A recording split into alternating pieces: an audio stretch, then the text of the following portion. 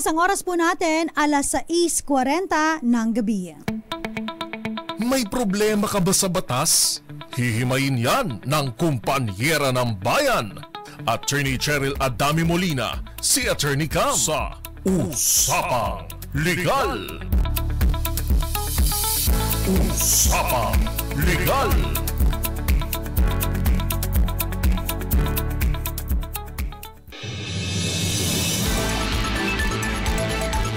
Magandang gabi po Luzon, Visayas and Mindanao.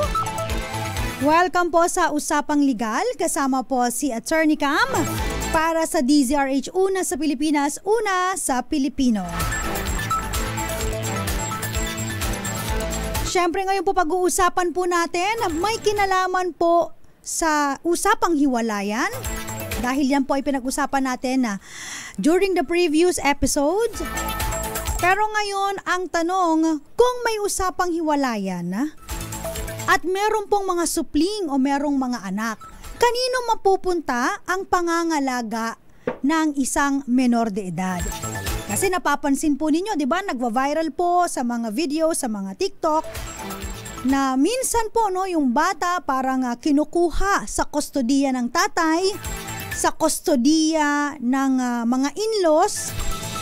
At yung nanay, may mga kasamang mga DSWD, mga kapulisan natin, mga kababaihan, na pulis na umaalalay, kapag kukunin ang kustodiya ng isang menor de edad.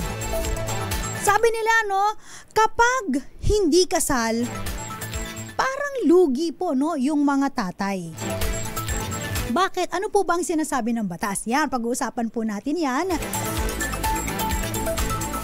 As much as possible, gusto natin kapag nagkaroon po ng kaunting away, ang mga mag-asawa, o kaya naman yung tinatawag natin ng mga common law husband and wife. Ito po yung mga mag-asawa pero hindi po sila kasal. Ang tawag po namin dyan, yung nagsasama, live-in partner.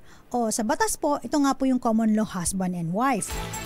So ano ba yung mga kadalasan po na pinag-aawayan po ng mag-partner, mag-asawa? Ayan, syempre unang-una, third party. Totoo po yan. Third party, pag may third party, merong paramour, merong nakikisawsaw sa relasyon.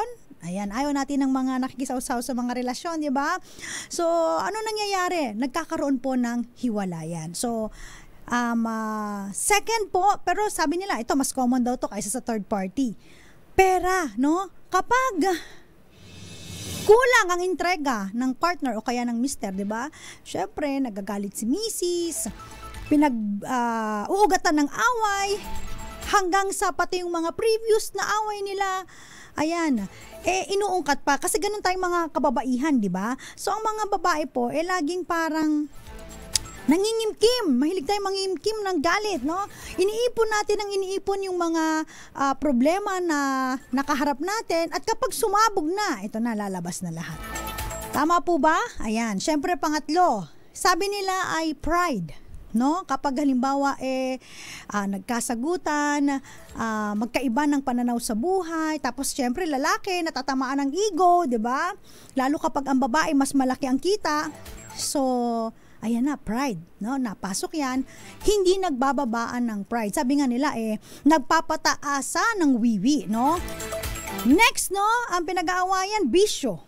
Ayaw natin yan, yung laging nakikipag-away o lagi na lang si Mrs. nakikipag-away kay Mr. kapag si Mr. ay may bisyo, laging umiinom kasama ang mga friends. Nung buhay binata pa, meron siyang mga anak, At Mrs. na dapat niyang inaalala, inuuna pa ang kaibigan.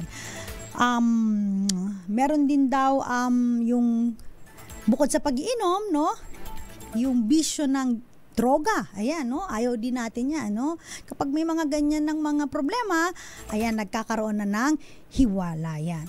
Kasama rin daw po, mahilig magsumbat. Oo nga, yung mga mahilig magsumbat sa isa't isa pag dating mga matagal na yon, akala mo nagkapatawaran ng mag-asawa ang mag-partner, wala, away pa rin, nabubungkal pa rin. And then, sabi nila sa ating survey, Yung mga nangingialam daw po ng mga in-laws. Bata-bata sa langit ang tamaan, wag po kayong magalit. May mga iba po, no, kung bakit nag-aaway po ang mga mag-asawa, dumarating sa puntos na sometimes po yung ating mga in-laws o kaya yung mga magulang po ng ating napangasawa, naku, ang dami ng sinabi, no? Kaya mas maigi po, no, lagi nating sinasabi na kung kayo po ay mag-aasawa, ayan, kayo po ay matutong bumukod. No, kasi kahit gaano kakabait, sabi nila, meron at meron pa ring makikita at mapupula sa'yo ang iyong mga in-laws.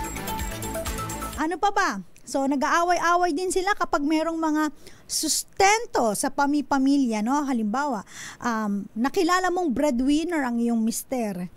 Pero, nung kayong mag-asawa na, so ayaw mo nang nakikishare ang kanyang pamilya, especially ang mga magulang, kapatid, dun sa kinikita ng iyong mister. Sometimes po, no, ito yung mga kadalasang pinag-aawayan. So, sabi nila, dapat wala na daw. Yung iba naman, okay lang, no? Pero, mas maliit na rasyon na lamang kumpara doon sa iyong family, no? Immediate family, okay? And then, totoo ba to? Kulang daw sa intimate moment. O yan, minsan kasi may times dapat na ang mga mag-asawa or mag-partner, no, sa buhay para hindi mag-away-away, kayo po ay mag-date naman paminsan-minsan, no, na walang kids. Kung kaya namang bantayan muna ng mga kamag-anak, relatives, o kaya pagtulog na yung mga kids, no, especially kailangan may mga CCTV kayo, may mapagkakatiwalaan kayo sa bahay, o sige, mag-date na lang kayong mag-asawa. Yan, kasi para naman po, no, hanggat maaari gusto natin ayos pa rin po ang relasyon ng mag-asawa. Bakit? Kapag naghihiwalay po ang mag-asawa, ang mag-partner, o common law husband and wife, sino po ba ang unang naaapektuhan? Ang mga anak, ang inyong mga supling, di ba? Ito po lagi tinitignan ng korte. Ano ba yung best interest ng child, no? At kanino na mapupunta ang kustodiya ng bata? Kung sakali pong dahil sa mga binanggit natin kanina, yung mga pinag-ugatan ng away mag-asawa at tuluyang naghiwalay, papaano na ang custody ng bata? Sino na ang mangangalaga? Papaano naman po kung halimbawang mag-partner or mag-live-in? Kanino mapupunta? Kasi iba po, no, ang treatment kapag naghiwalay ang mag-asawa, lalo pat kung halimbawa naman, no, naghiwalay ang mag-partner lang. Yung custody over legitimate children, iba po sa custody over illegitimate children. So, magkaiba po yun. Yun ang tatalakayin natin. Kasama po si Attorney Cam sa Usapang Legal. Hanapin niyo po ako sa Facebook. Ayan, search nyo lang po Attorney Cam.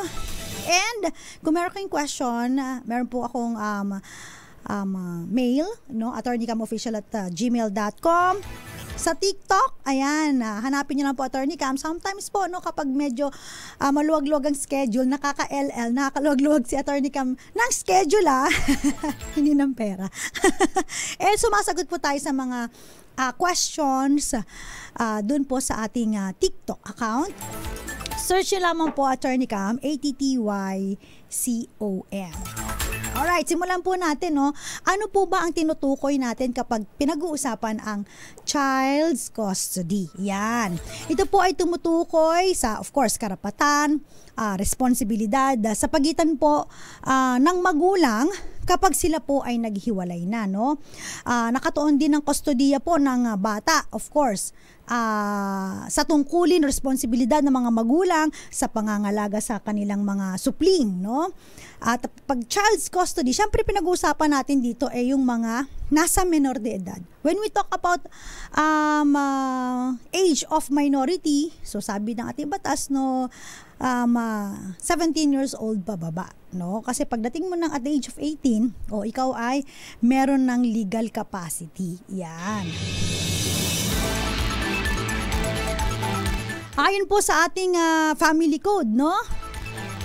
Kapag mag-asawa po, syempre of course, ang parental authority ay dapat po i-exercise ng parehong nanay at tatay. Ayan. In case po na nagkaroon sila ng disagreement, usually nakalagay po sa ating batas, ang masusunod po ay ang desisyon ng tatay.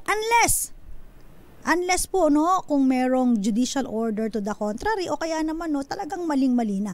Ang mga misis, alam niyo po ang kagandahan, no, kapag ganito po na, tip lang po, pag nag-aaway po kayong mga mag-asawa, dahil sa pagpapalaki ng anak. Kasi, na-realize ko po, no, during our marriage, ayan, si attorney ka, may asawa din po.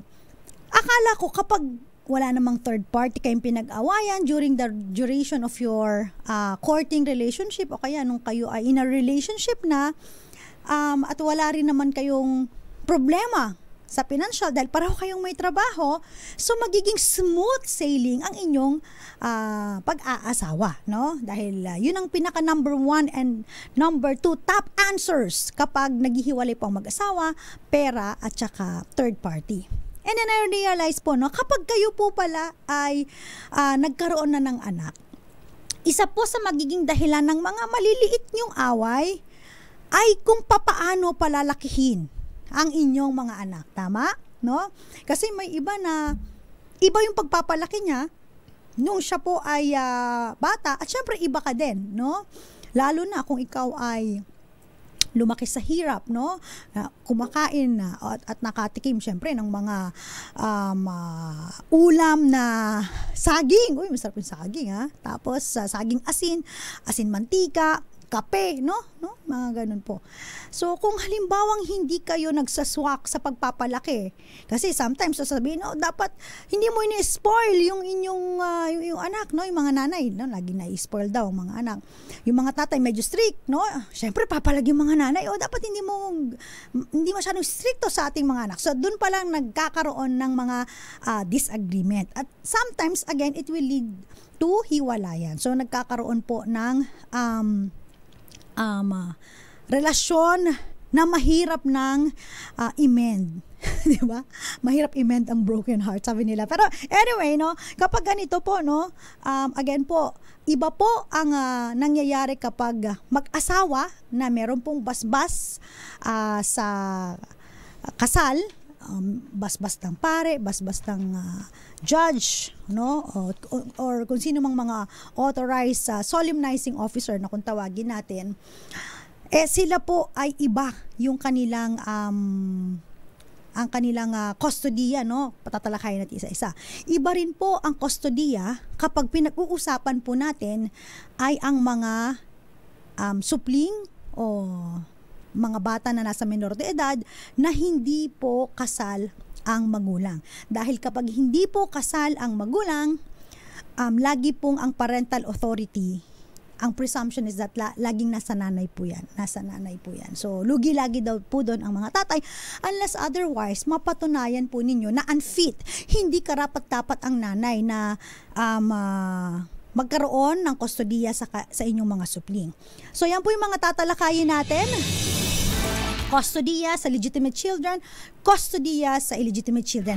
At bakit kapag custody, no, lagi na lang pong may mga times po, kasi nasa kultura natin, especially mga babae, kapag halimbawa umalis ang nanay, punta ibang bansa, no, ang kustodiya iniiwan sa mga parents. Kasi tiwala ka, di ba?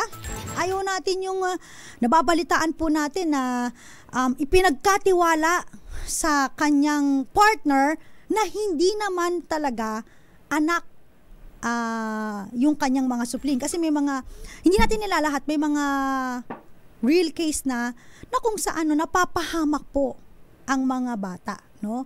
So, kapag hindi po kasal, bakit laging napupunta doon sa kustodiya ng mga in-laws? At ang laging tanong ng mga tatay, no, ng mga kalalakihan, ako yung tatay, bakit hindi sa akin ibigay yung custody? Ako naman yung tatay. Yun po ang pagkakaiba kapag kayo po ay hindi kasal, no? Custody over illegitimate children, iba po sa custody over legitimate children. Pero ang pinakakagandahan po, dito po ay meron tayong pagkakapareho nila. Kino-consider lagi ng ating mga korte ang tinatawag natin na tender age presumption. Ano yung tender age presumption? Sinasabi po kasi ng batas na dapat, no, wala pong mahihiwalay na supling na bata na ang edad po ay below 7 years of age na mahihiwalay sa kanyang nanay, no? Siguro kasi no, napagtanto ng ating mga kongresista nung time na ginagawa po at sinusulat itong ating family code na iba po ang koneksyon ng nanay, no, na nagdala ng 9 na buwan ng kanyang supling, at iba po talaga, no, yung pangangailangan ng mga bata pag sila ay nasa ganitong edad. Andyan lagi, kailangan nila ng attention, ng pagmamahal, pag-aaruga sa mga nanay. So, yun ang pagkakapareho dito sa ating whether legitimate children or custody over illegitimate children. Aside from the best interest of the child, paramount consideration po yan, tinitignan po ang tender age presumption na dapat po ang mga bata na ang edad po ay below 7 years of age ay hindi mawawala sa pangangalaga ng mga nanay. Magbabalik po ang usapang legal. Kasama po si Attorney Cam, dito pa rin po sa DZRH. Ilan po muna ang mga paalala, dyan lamang po kayo.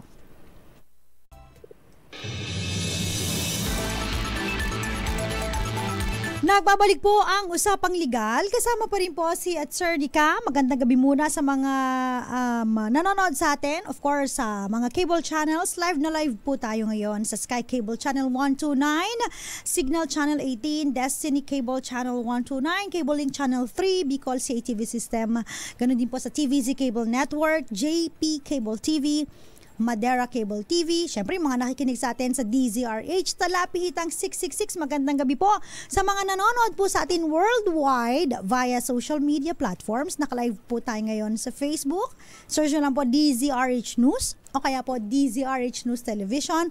At ganoon din po, of course, naka-live din po tayo sa DZRH Dos Compañeras Facebook page. Kasama pa rin po si Attorney Cam.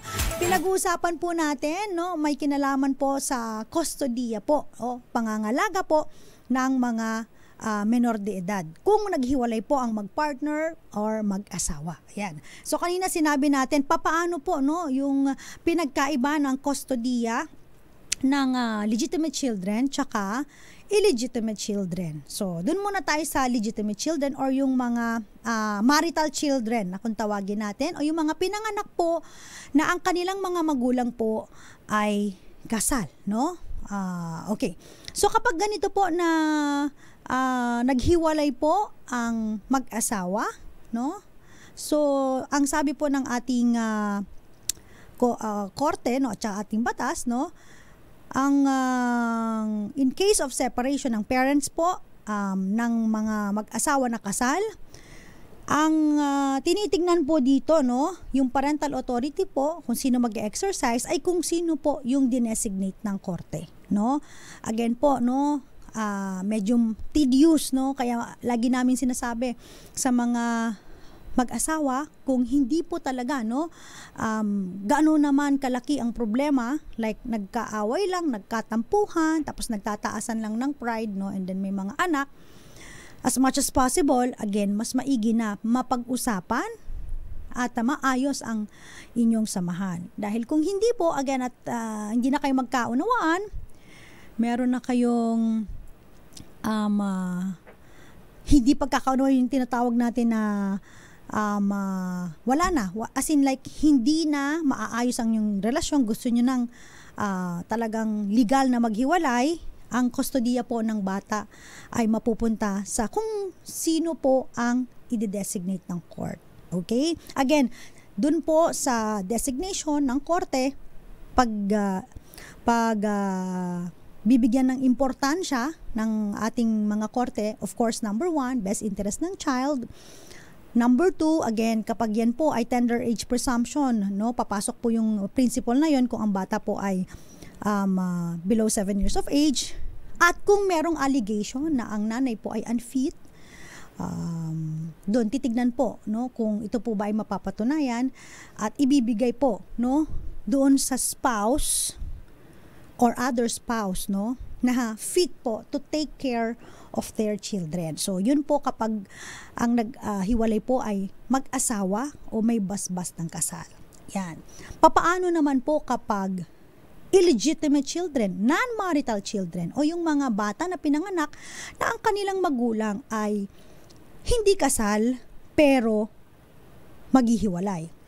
Okay, pag ganito po, sabi ng ating batas, kapag ang pinag-uusapan po ay illegitimate children, ito po ay nasa parental authority ng nanay, no?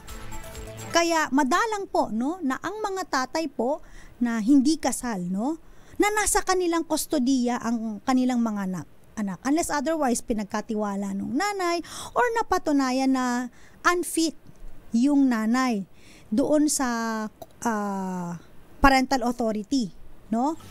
Or doon sa pagkakaroon ng kustodiya doon sa kanilang anak. So, yun po, no, very crucial kapag illegitimate children or non-marital children, ang bata, laging sabi nga nila, lugi ang tatay. So, pag-uusapan natin mamaya yung mga kaso ng Korte Suprema kung saan, no, china-challenge nung tatay yung kanyang karapatan bilang isang tatay na maibigay sa kanya ang kustodiya ng kanyang anak, no? Dito talaga lamang na lamang po ang mga nanay kapag illegitimate children and minor de edad po ang kanilang mga anak. We're talking about 17 years old pababa, Hindi lang ito 7 years and below. Kasi after that, no, mapapansin niyo parang meron ding sa korte tinatanong, no, kapag mag-asawa po, no, pag mag-asawa yung maghihiwalay at hindi naman po under 7 years of age yung bata, tinitignan din po, no, tinitignan ng konsiderasyon kung sino kaya ang pipiliin ng bata kapag tinanong siya, no? Ngayon na alam niya na maghihiwalay ang nanay at tatay niya. So, merong mga ganon. Again, ito po ay sa mga legitimate children, iba po sa illegitimate children. So, ano po ba ang mga tawag dito yung halimbawa po kung si tatay po, no, or yung partner mong lalaki ay of course, no, alam niya na sa'yo ang parental authority, papaano naman siya, no? Meron ba siyang karapatan na mabisita ang kanyang supling, ma-check, uy, kamusta na kaya yung mga anak ko? At matignan kung naalagaan ba ng maayos ang kanyang mga anak. And the answer is yes, no? Meron tayong tinatawag na visitation rights, no? Ano tong visitation rights? Ito naman po ay natural right, no? Ito po ay natural na karapatan ng mga tatay, ng inyong partner, na mabisita ang kanilang mga anak para matignan kung nakakain ba ng wasto ang kanyang mga anak at syempre kamusta na, meron bang baka naman hindi tinatrato ng maayos ang kanyang anak at makita na safe especially ang kanyang mga anak. So visitation rights po. Ang tanong, pag pumapasok po kasi yung hiwalayan, napasok din po yung suporta, no? May mga iba po na mga kalalakihan dahil nga nasa under parental authority na ng mga kababaihan ang kanilang mga anak na menor de edad, tatakutin ang mga babae. Kung hindi mo ipapakita sa akin ang anak ko, hindi kita bibigyan ng suporta. Tama ba yun? Of course not, no? Baka mister, baka kuya, ay makasuhan ka ng VAUSI, violence, no? Anti-Violence Against Women and Their Children, RA 9262. Pinagbabawal yan, no?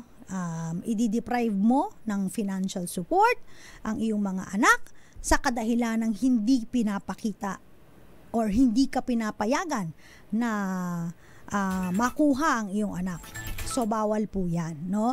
So, pag pinag-uusapan po ang support, marami pong mga nagtatanong lagi, no? Magkano po ba dapat ang ibigay nung nakabuntis sa akin? Hindi ako pinanagutan so hindi kami kasal. Tapos inanakan lang po ako. Manghihingi po ako ng sustento, manghihingi po ako ng suporta. Magkano po ba, attorney? Okay? Yan po ang gasgas na tanong lagi sa amin. lagi pong dalawang paramount consideration, no? Ang tinitignan, pag-support o yung pagbibigay ng sustento sa mga bata ang pag-uusapan natin. So, unang-una, number 1, ano ba yung mga pangangailangan nung tatanggap ng suporta? For example, of course, pag baby pa, no, toddler, baka nagda-diaper pa, no, gatas, kailangan din yan, pagkain, clothing, medical expenses, kasama po yan. Edukasyon, kasama po yan, no? So, yan po yung mga titignan at marami pang iba. Transportasyon niya, pagpunta sa eskwelahan, yung kanyang titirhan, baka naman nagre-renta lang ang nanay, no? Tas may anak, no? So, kailangan mabigay mo yung mga yan, yung pangangailangan sa iyong supling. Kung ikaw po ay hiwalay, no? Doon sa iyong kapartner. Another is that, second factor is yung kakayahan po ng magbibigay ng sustento. Ang hirap naman po sa ating mga babae, no, yung mga misis po. Minsan po, pag nangihingi tayo ng sustento, ay pagkalaki-laki, no, halimbawa, nagtatrabaho isang napakasipag na construction worker, no? O kaya napakasibag na utility messenger sa kumpanya na kung saan ang sinasahod halimbawa po ay 18,000 dito sa Metro Manila, no? Ang gusto mong sustento, 15,000, no? Paano yung 3,000 na lang matitira sa kanya?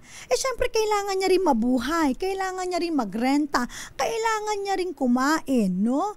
Alangan ibibigay niya lahat ng kita niya sa'yo. Kung ang kakayahan lamang niyang maibigay, matapos mabawas yung kanyang mga pangangailangan, basic needs po, para siya ay makapagtrabaho, makapagbigay ng sustento. Halimbawa lang ay, ang kakayahan lang po niya ay 5,000, no? So, yun po ang magiging sustento. So, hindi tayo naman pwedeng mag-demand ng masyadong may kalakihan. Ngayon, kung ang lalaki o yung kapartner, former common law husband, ay isa sa mga CEO ng kumpanya, no? Isa siya sa mga may sinasabi sa kumpanya, vice president, at napakalaki ng kanyang sahod. Sa kanyang payslip, ang sahod niya ay 100,000 pesos. O, di ba? So, pwede kang mag-demand ng medyo may kalakihan kasi meron siyang kakayahan na mabigyan ka. So, yun po yung laging kino-consider kapag ang usapan po ay support. Laging dalawa yan. Yung mga pangangailangan po ng mga anak ninyo at syempre, yung kakayahan po ng magbibigay. Now, ang question, papaano kung ang kustodiya, halimbawa lang, no, si Mrs. o yung kanyang kapartner po ay pumunta sa ibang bansa, siya ang malaki ang kita. At ikaw ang nangangalaga pero wala kang trabaho, kuya, no? May chance ka ba na mag-demand na bigyan ng suporta ang inyong mga supling? Ikaw yung padre de pamilya. So may mga ganun minsan, no? Dahil sa ego natin, hindi ako hihingi ng suporta sa aking dating kinakasama dahil ako ang padre de pamilya. Paano kung halimbawa ang kita mo ay hindi sapat, no, sa iyong mga supling? Meron kang karapatan na mag-demand ng suporta doon sa iyong partner na babae na nagtatrabaho sa abroad na kumikita ng malaki. At pwede naman po siguro, no, kung halimbawa ang mga nasa ibang bansa na may ganong kalakihan at meron po kayo anak dito, huwag nyo naman pong pababayaan. Sometimes nakakalungkot, may mga kakilala tayong mga OFWs na dahil nga nalulungkot sila sa ibang bansa, natutokso sa mga kakilala, may namimit na mga ibang lahi o kaya naman may namimit na kaparehong lahi, mga Pilipino, kinakalimutan na po yung kanilang mga anak, no, dito sa Pilipinas. Kung magpapadala man, grabe, maliit na lang, no. Nakakalungkot yung mga ganong istorya. Sana wag naman pong kalimutan dahil ang mga bata po ay nangangailangan din po. In fact, no, hindi lang financial or na aspeto ang kailangan mong laging titignan. Lagi mong titignan yung aspeto ng emotional, 'di ba? Kasi ang mga bata at the tender age po, no, kailangan po 'yan ng ng pagmamahal, pag-aaruga ng isang nanay. Naalala ko merong isang palabas po sa isang noontime show, no? sinabi niya sa nanay niya, bakit pupunta ka ng ibang bansa? Sabi niya, kasi ako ay pupunta magtatrabaho para sa kinabukasan mo. Sabi ng bata, bakit ka mag-aalaga ng iba? Sinong mag-aalaga? Sa akin. So sabi ng nanay, and dyan naman po si ganyan. So may mga binanggit siya, so I don't know kung kamag-anak niya, immediate relatives niya, no? Tapos wala na lang nagawa yung bata kundi umiyak ng umiyak. Kasi parang sa kanilang murang edad, no, nasa heart nila na, bakit mo ko iiwan? Kailangan mo kong alagaan. So, pag pinag-uusapan po talaga ang kustodiya, nakakadurog ng puso, no? Kaya believe tayo sa mga judge ng mga family court, of course sa RTC, no, na nag-handle ng mga ganitong kaso. Dahil talagang kapag nanay ka, mararamdaman mo talaga, no, yung lagi mong uunawain yung best interest ng child. Mamaya pag-uusapan natin, may isa pong kaso na nakarating sa Korte Suprema kung saan po, no, ang tatay po, challenge niya po, no, yung pagiging unfit ng isang magulang, ng isang babae, dahil siya po ay nakipagrelasyon sa kapwa niya babae. So, hinihingi niya ang custody dahil ang kanyang former wife ay nakipagrelasyon sa kapwa babae. So, anong sabi ng Korte Suprema doon? At ganun din po, no, isa pang kaso kung saan ang nangyari naman dito ay yung kustodiya nung mga bata ay ibinigay doon po sa mga magulang ng babae. Sila po ay hindi kasal. So, china-challenge din po yun. So, mamaya pag-uusapan po natin yan sa pagbabalik po ng usapang legal. Salamat po sa pagtutok sa atin dito po sa DZRH. Kasama pa rin po sa Attorney Cam. Oras po natin 15 minuto makalipas ang 7:00 ng gabi. Nagbabalik po ang usapang legal. Kasama pa rin po si Attorney Cam. Pinag-uusapan po natin kung kanino ba mapupunta ang kustodiya ng menor de edad kung nagkahiwalay po ang kanyang mga magulang, yung magpartner, no? Common law husband and wife, no? May kaso po na umakyat sa Korte Suprema, no? Before ko talakayin yung kaso na hindi sila mag-asawa at all, sila po ay mag-live-in partner lamang. Itong kaso ni Pablo Gualberto versus Gualberto, napaka matunog ito kasi ito po ay isang landmark case po, no? Kung saan ang isang ama, no, ng 4 na taong gulang ay nag-file po ng petition para ma-annul po ang marriage, no, niya dun sa nanay ng kanyang asawa, no? Dahil ang allegation niya is that yung asawa niya ay umalis sa kanilang marital home at allegedly sumama sa iba at nakipagrelasyon sa kapwa babae. Okay? So, ang issue kasi dito sa kasong ito, ano po, no, kung ang pagsama po ba o pakikipagrelasyon sa babae o kapwa mo babae ay matatawag nating compelling reason para ma-deprive po yung nanay sa kustodiya ng kanyang menor de edad na anak, no? Tandaan po ninyo, no, na ang mga nanay, dahil dun sa ating of course, no, yung tender age presumption, below 7 years of age, dapat nasa nanay po yan, unless by compelling reason, mapapatunayan na unfit ang nanay, mapupunta sa tatay yung kustodiya ng mga anak. Ano po ba yung mga jurisprudence na nagsasabi, no, na yung compelling reason na sinasabi natin na, uy, dapat matawag na unfit, no, yung isang nanay. So, meron pong tinatawag na parang sabi nila, abandonment, unemployment, immorality, habitual drunkenness, drug addiction, of course, no, yung pag-abuse, no, sa mga bata at yung parang exploit sa kanila, especially pag sexual exploitation, no, doon sa kanilang mga minor de edad na anak. Ito po yung mga rason para makuha, no, sa pangangalaga ng nanay ang kanilang mga anak na menor de edad, no? Kasi dito mo makikita na unfit, no? Hindi siya karapat-dapat na mangalaga dahil dun sa sirkumstansyang mga nabanggit, no? Pero dahil sa kasong ito, ang sinasabi ng Korte Suprema, yung sexual orientation alone, yung kanyang parabang nabago ang kanyang pananaw at ito na, no, nakipagrelasyon siya sa kapwa niya babae, hindi po ito nagpapatunay ng parental neglect or incompetence or pagiging pabayang ina, no? Hindi ito nagpapatunay na kapag ikaw ay nakipagrelasyon sa isang kapwa mo babae, wala ka ng kwentang nanay, no? Ikaw ay incompetent na. So sabi ng Korte Suprema, kung i-deprive mo ang nanay, no, sa kanyang kustodiya, dahil lang sa tinatawag na moral lapses at merong adverse impact daw, no? Merong sinasabi ng tatay, ito may impact ito doon sa welfare ng child kasi dalawa sila, immoral sila, no? Parang ganon. Hindi po kinakatigan ang ganitong argumento ng Korte Suprema, no? So again po, yung sexual orientation, hindi po ito nagpapatunay na maaaring pabayana ang isang ina, no? So yung immoral conduct, maaari pong mag-compel ng reason, pwede siyang compelling reason para ma-deprive po ang isang nanay, pero yung tinatawag natin na sexual preference, no, or moral laxity na kung tawagin natin, hindi po ito nagpapatunay na pabayang ina na po ang isang nanay at kailangan hindi na siya mangalaga dun sa kanyang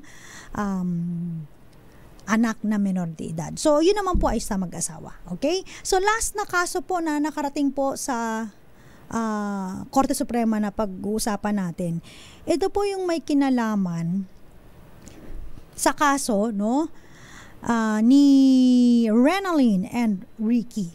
Ang kasong ito po ay 2018 lamang po, ano? Although medyo matagal na, magandang pag-usapan nito dahil dito kasi inulit ng Korte Suprema kung sino ang mangangalaga ng kustodiya or maaaring mangalaga sa kapakanan ng isang bata, kung dapat na kanino ang custody ng bata, kung ang pinag-uusapan po ay illegitimate children, non-marital children. Itong si Renata at saka si Ricky, ang nangyari po dito kasi, no, parang naghiwalay po itong parents na ito, common law, husband and wife, no, again nagsama po sila without the benefit of marriage. Nung sila po ay naghiwalay, meron silang supling, si Mrs., ano ba ang tawag natin sa kanya? Sige, si Mrs. na lang po, no? Ay pumunta ng Manila, mag-aaral. So, iniwan po, no? Iniwan po sa kanyang kapartner yung kanilang anak. Hanggang sa dumating yung time na yung mga nanay po nung kanyang partner ay pumunta sa kanila, kinuha, sabi daw, alagaan, kinuha yung bata at hindi na binalik yung bata, no? So, kina-question ngayon nung tatay. Bakit kinuha, of course, yung anak, at sino bang mas may karapatan? Ang in-laws ba o siya na tatay ng mga bata? Kasi pinakita doon na nagkaroon po, no, parang may in-execute yung kanyang dating partner na misis ng SPA kung saan daw ang mga ngalaga ng mga bata ay yung kanyang mga magulang. Again, sinabi po ng Korte Suprema kapag illegitimate children, anak po na hindi kasalang magulang, dapat po ay nasa parental authority po ito ng kanilang mga magulang. Unless otherwise, maipakita mo na unfit ang iyong partner, ay madideprive siya ng custody. However, kahit ma-deprive siya ng custody, hindi automatic na sa tatay mapupunta ang bata, no? Bakit? Kasi po, papasok yung tinatawag natin na substitute parental authority. At sa substitute parental authority, meron tayong order of priority. Sino ba ang susunod na magkakaroon ng kustodiya sa bata, no? So pag ganito po, no, unang-una yung surviving grandparent. So yung mga in-laws dapat, no, kasi hindi sila talaga kasal. Yung magulang nung nanay, sila ang may karapatan kung halimbawang na patunay na unfit siya o hindi siya karapat-dapat na mag-alaga ng kanyang anak, no? So, yung surviving grandparent. After ng surviving grandparent, order of priority, susunod po yung kanyang mga oldest brother or sister over 21 years of age. Kung kunyari, ang bata po ay 4 years old, tas meron siyang mga kuya at saka ate na above 21 years of age, tas wala na silang mga grandparents sa nanay. So, yun na po ang magiging custodian dun sa mga menor de edad. Panghuli po, yung tinatawag natin na child's actual custodian over 21 years of age unless unfit or disqualified. Dito sa kasang to, dahil una sa kanya pinabigay, no? Or siya ang unang naging actual custodian ng mga bata, so nandun lang siya sa pangatlo na priority. So kung mapatunayan man na ang nanay po ay unfit, kayo po ay hindi kasal, hindi automatic na mapupunta sa tatay po ang bata kung buhay pa po ang kanyang lolo't lola sa side po ng nanay. So yun po, no? Pero again, meron pa rin pong visitation rights ang mga tatay. Huwag nating kakalimutan, natural right nila yan, natural na karapatan para makita kung okay ba, maayos ba ang kalagayan, safe ba ang kanilang anak, kumakain ba ito, at meron ba itong tamang mga gamit na kinakailangan sa eskwelahan, clothing, o kaya naman kung ito ba ay may kailangan sa mga medical expenses, karamihan sa mga bata, for example, may asthma, ano bang kailangan, di ba? So, yun po. So, again, sa mga tatay, wag mo na magtampo, no? As much as possible, kung magkakausap kayo ng maayos ng iyong dating kinakasama, for the sake po ng kapakanan, na ikagaganda po ng kalagayan ng inyong supling, mas maigi na pag-usapan po ninyo na hindi na po, no, na sana umabot sa korte dahil unang-una, mahal po ang abogado, no? At pangalawa, no, mas maganda na meron pa ring respeto, no? Kayo sa inyong mga dating kinakasama, ganun din sa mga magulang ng inyong kinakasama. Dahil kung halimbawang magkahiwalay kayo, ang mga magulang ng iyong kinakasama, sila po ang magiging substitute parental authority ng inyong mga anak kapag umalis po or nagtrabaho sa ibang lugar o ibang bansa ang inyong dating kinakasama. Maraming salamat sa mga tumutok sa atin. Thank you so much po. Nakasama po ninyo. Ako po si Attorney Cam. Para po sa Usapang Legal, dito po sa DZRH. Una sa Pilipinas, una sa Pilipino. Ang balitang ito ay hatid sa